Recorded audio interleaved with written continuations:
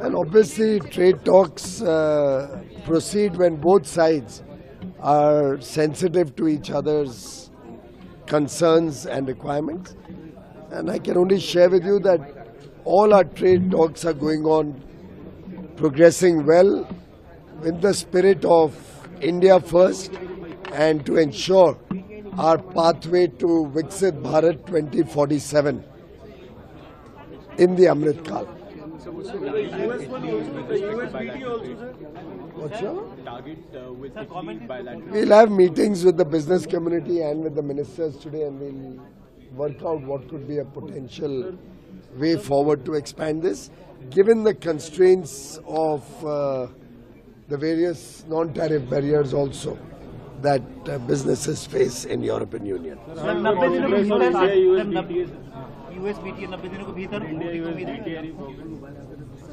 हमने पहले भी कई बार कहा है कि हम बंदूक रख के कभी नेगोशिएट नहीं करते। समय की पाबंदियां अच्छी रहती हैं कि वो प्रोत्साहित करती हैं कि तेजी से बात हो, लेकिन जब तक देश हित और जनहित को हम सुरक्षित ना रख सके तब तक कभी भी जल्दबाजी करना अच्छा नहीं है। Opportunities for startups in this particular opportunity for India-Italian summits? I think Indian startups are making India proud in newer and newer areas. I see them focusing on new age technologies and innovation in the days to come. And I'm very confident that our startup ecosystem will pave the way to foster greater business and trade with almost the entire world. So by when are India and US slated to meet again for bilateral talks, because there is a 90-day pause in tariffs? We are in continuous dialogue. Trade surplus, the word. That brings me as a German immediately to think about China. Because I think we have very similar problems at the moment. We have a huge trade deficit that we run with China. You have the same problem.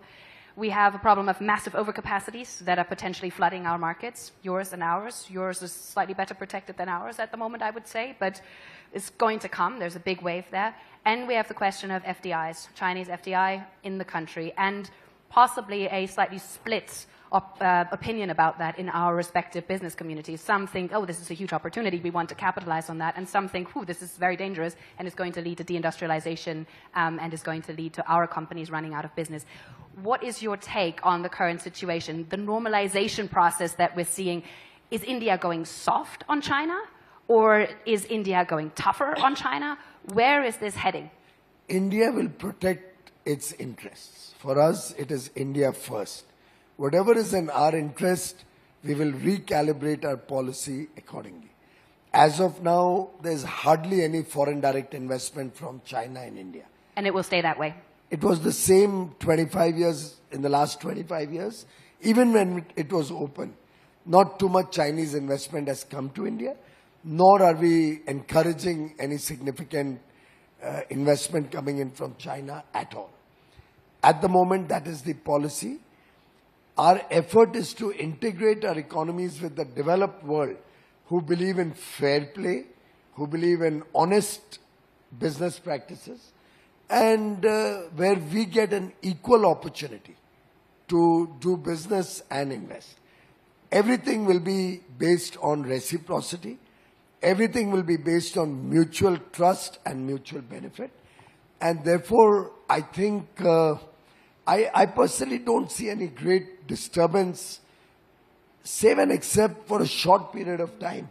I think this reset that the world is going through is actually very good for the world. I said it the other day. In my humble view, the genesis of this entire problem goes back to the late 80s and mid 90s, when China was accepted in the World Trade Organization.